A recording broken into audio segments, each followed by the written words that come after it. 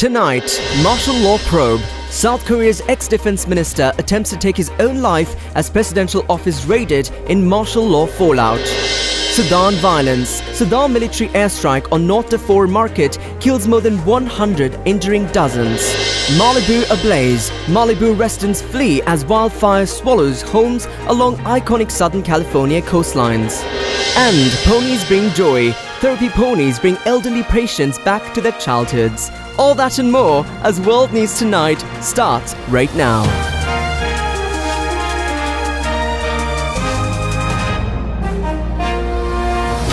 This is Derana World News Tonight. Reporting from Colombo, here's Akhil Qureshi. Welcome down to World News Tonight. We've got quite a lot of updates to bring to you from around the world. Let's begin in South Korea. The ex-defense chief, who is believed to have engaged in key activities for the insurrection, has been formally arrested, and while in custody, he reported to have attempted to take his own life. The Seoul Central District Court on Tuesday issued an arrest warrant for former Defense Minister Kim Yong-hyun on insurrection charges over his role in last week's short-lived emergency martial law declaration by President Yoon Suk-yeol. The court issued the warrant at the request of the prosecution, which accuses the ex-defense chief of engaging in key activities while the martial law order was in place. While Kim did not appear at a court hearing earlier on Tuesday to review whether or not to issue the warrant, prosecutors have questioned the former defense minister 3 times since he was taken into custody on Sunday. He voluntarily appeared for the investigation. The court also ruled that the prosecution has a right to investigate insurrection and treason charges being faced by senior members of the police. It cited the Prosecutor's Office Act, which allows the prosecution to investigate crimes committed by police officers, regardless of the charges. Usually, the police have jurisdiction over insurrection and treason cases. This means that the prosecution will be allowed to investigate the National Police Commissioner and the Seoul Police Chief, who were both arrested early Wednesday. Korean National Police Agency Commissioner General Cho Ji-ho and the head of the Seoul Metropolitan Police Agency Kim Bong-sik were arrested without a warrant on insurrection charges. Police now have 48 hours to detain and question the 2 suspects under emergency arrest provisions. The 2 police officials are suspected of instructing police officers to block the National Assembly to prevent lawmakers from entering the parliament to lift the martial law declaration. Cho is also suspected of sending police officers to the National Election Commission to assist the military. The arrest of high-ranking members of the police is unprecedented, putting more pressure on the investigation. But there are also concerns that the arrest of the 2 officials could create a security vacuum. Last week's emergency martial law declaration may have been short-lived, but a large number of officials from the government may also face serious charges.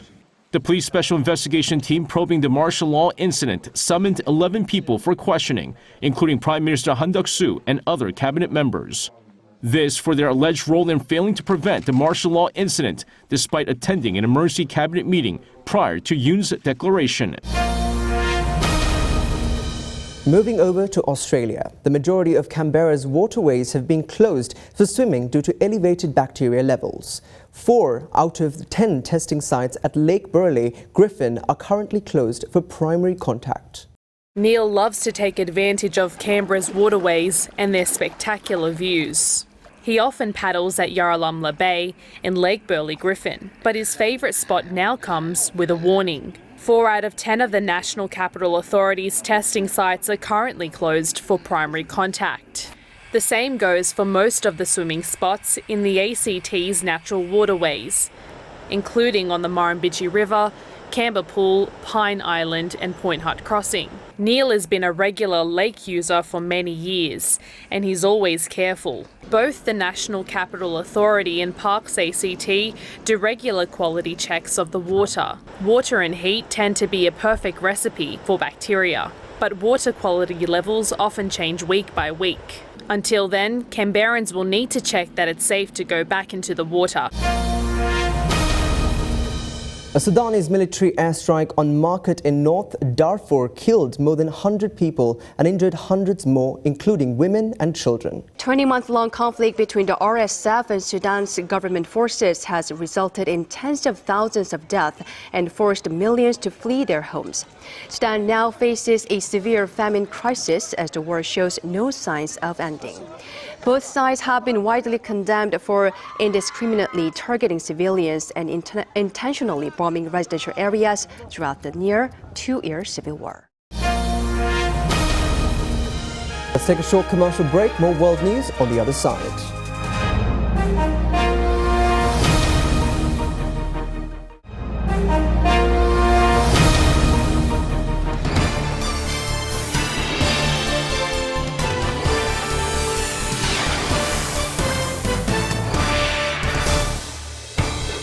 On the road to the White House now, US President-elect Donald Trump said in an interview he will not try to replace Federal Reserve Chair Jerome Powell upon taking office in January. Trump appointed Powell as a Republican and a former private equity executive as chairman of the Board of Governors for the Federal Reserve System in February 2018. The president-elect said he didn't think the central bank boss would agree to go. Trump campaigned on a promise to lower mortgage rates and other borrowing costs for U.S. households, setting up a possible clash with Powell. And I will end inflation. His promise of across-the-board tariffs could also complicate the Fed's bid to curb rising prices. The American dream, gonna bring it back. Last month, Powell said he would resist any bid to push him out. He was appointed for the job by Trump during his first term as president. However, the relationship between the pair soon soured. In late 2018, Trump privately discussed trying to dismiss Powell, angered by an increase in interest rates.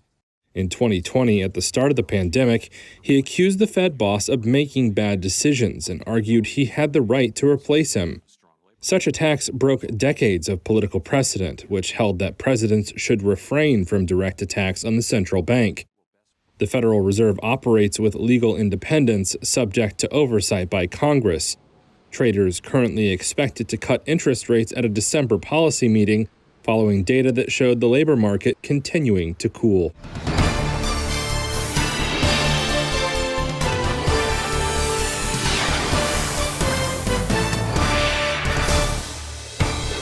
A brush fire that broke out in Malibu Canyon has led to mandatory evacuation orders in parts of South California. Authorities closed all schools and evacuated areas around Malibu due to uncontrolled flames covering over 2,700 acres. An explosive wildfire in Malibu, California, destroying homes and forcing thousands to evacuate. The Franklin fire breaking out overnight around 11 o'clock. Santa Ana winds gusting to 80 miles an hour, fanning the flames, sending embers flying across thousands of acres. Fire jumping the Pacific Coast Highway. The bright orange of those flames eerily visible through the windows of the library at nearby Pepperdine University. Students sheltering in place in the school's fire-resistant buildings. Daylight revealing destruction. Homes burned to the ground. Alec Gellis used a high-powered hose pumping water from backyard pools to try to save his neighborhood. He says he was able to save at least 5 of his neighbors' homes. The man accused of shooting dead healthcare insurance CEO Brian Thompson in New York jostled with police and shouted at reporters as he was led into court, as more details emerged about a potential motive in the killing.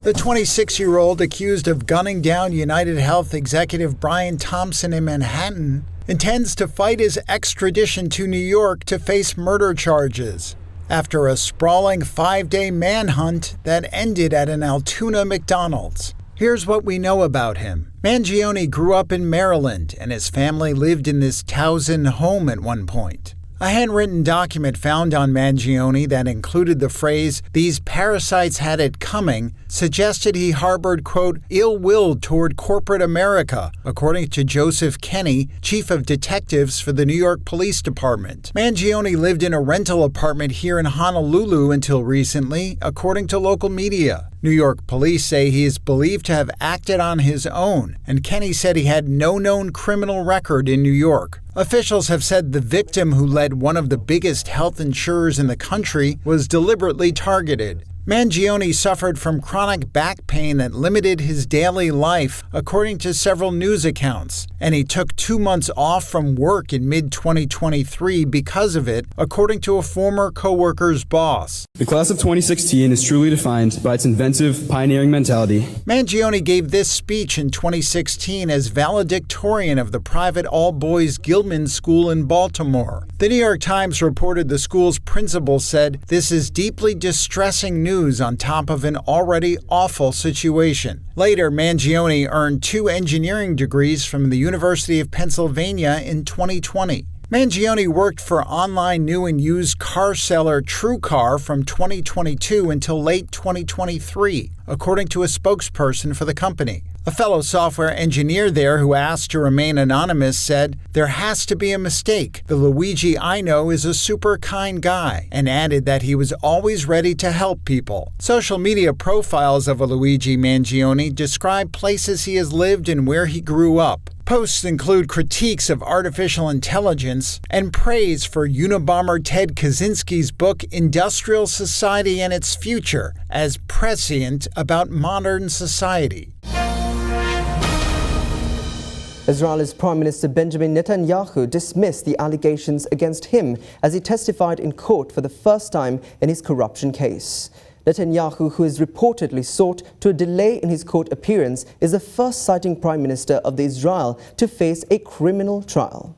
He is accused of accepting gifts from millionaire friends and for allegedly seeking regulatory favours for media tycoons in return for favourable coverage. Netanyahu denies all the charges, any wrongdoing, and he has pleaded not guilty. Taking to the stand in Tel Aviv on Tuesday morning, he said he was being hounded for his hawkish security policies. Netanyahu, the leader of the right-wing Likud party, was indicted in 2019 on charges of bribery, fraud, and breach of trust. The trial, which began in 2020, involves 3 criminal cases. The proceedings were interrupted by war, and Hamas fighters attacked Israel on October 7th, 2023, triggering a massive retaliatory operation in the Gaza Strip. But last Thursday, judges ruled that he must testify 3 times a week, forcing the longtime leader to juggle the courtroom and the war room. While on the stand, Netanyahu portrayed himself as a staunch defender of Israel's security, withstanding pressures from international powers and a hostile domestic media. Netanyahu also assailed the Israeli media for what he called its leftist stance. Meanwhile, outside the courthouse, a few dozen protesters gathered to make their voices heard. Although some were supporters, others demanded Netanyahu do more to negotiate the release of some 100 hostages still held by Hamas in Gaza. 75-year-old Netanyahu is Israel's first sitting prime minister to be charged with a crime. Under Israeli law, a prime minister accused of a crime is under no obligation to resign unless convicted. Before the war began, Netanyahu's legal troubles and political decisions, in particular his bid to curb the powers of the judiciary, bitterly divided the country. His domestic legal woes were compounded last month when the International Criminal Court issued an arrest warrant for him and his former defense chief Yoav Gallant, along with Hamas leader Mohammed Deif, for their alleged war crimes in the Gaza conflict. Brazilian President Lula da Silva is in stable condition after undergoing emergency surgery for an intracranial hemorrhage. Lula has rushed overnight to the hospital after experiencing headaches that the president's medical team found were related to the fall suffered in October. After complaining of a worsening headache during talks with congressional leaders, Lula was taken to a hospital where an MRI scan detected an intracranial hemorrhage. According to doctors, Lula was quickly flown to Sao Paulo for the surgery. The 79-year-old was said to be in stable condition after a successful operation. Here's Lula's physician, Roberto Khalil. He said Lula would return to Brazil's capital early next week if everything goes well. Doctors ruled out any injury to the brain or neurological complications. But the emergency surgery added to health concerns about the aging leftist president, who is halfway through his 3rd non-consecutive term. Sao Paulo resident Carlos Douglas told Reuters he's worried that if something more serious happens, quote, "I'm sure it will affect the government." Weak results for his Workers' Party in this year's municipal elections underscored the lack of a clear leftist successor if he chooses not to run for re-election in 2026. Lula has curtailed travel in recent months while doctors monitored his recovery from trauma to the back of the head when he fell at his home in late October, requiring stitches. Chagosians living in Britain said that fresh doubts over a deal to hand sovereignty of the island to Mauritius have given them a last chance to demand a rethink. They pledged to protest at the British Parliament to make their voice heard. Frankie Bonton is a Chagosian living in Britain. His diaspora community has vowed to protest a deal struck between Britain and Mauritius that determines the future of their homeland without consulting them.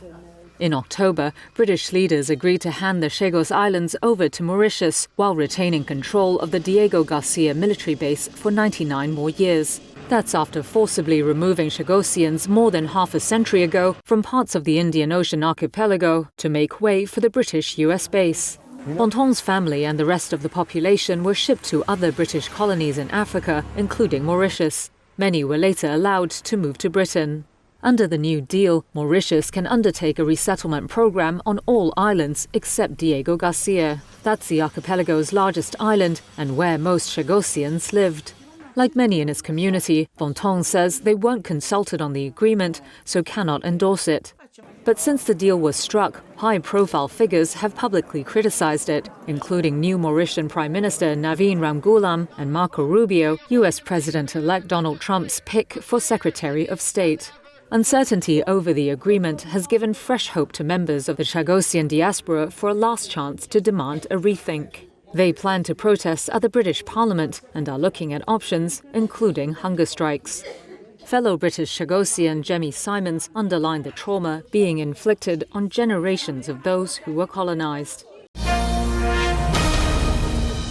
Media mogul Rupert Murdoch has lost a court case against 3 of his children over inheritance rights to his media empire. The Austrian-born tycoon suffered a major blow in bid to change his family's trust to secure control of the News Corporation and Fox Corporation for his son Lichlan and the conservative wing.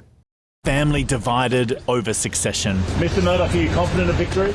Rupert Murdoch took 3 of his children to court and we have new details on the suspect to ensure his media empire remains in the hands of eldest son Lachlan and a conservative force. It hasn't gone well for the patriarch.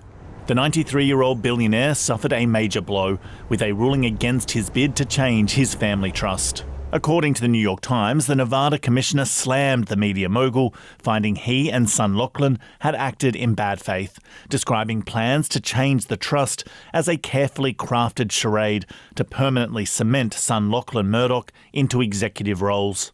Currently, on Rupert's death, the trust splits control of the family business evenly between the 4 eldest children. It leaves Lachlan vulnerable to being outvoted by his less conservative siblings, Prudence, Elizabeth and James. In a statement, the 3 siblings welcomed the Commissioner's decision and said they hoped to move beyond this litigation to focus on strengthening and rebuilding relationships among all family members. This isn't the end of this family feud. Rupert Murdoch is going to appeal, and given the deep pockets of all those involved, costly court battles could continue for a long time. Let's take a short commercial break. More world news on the other side.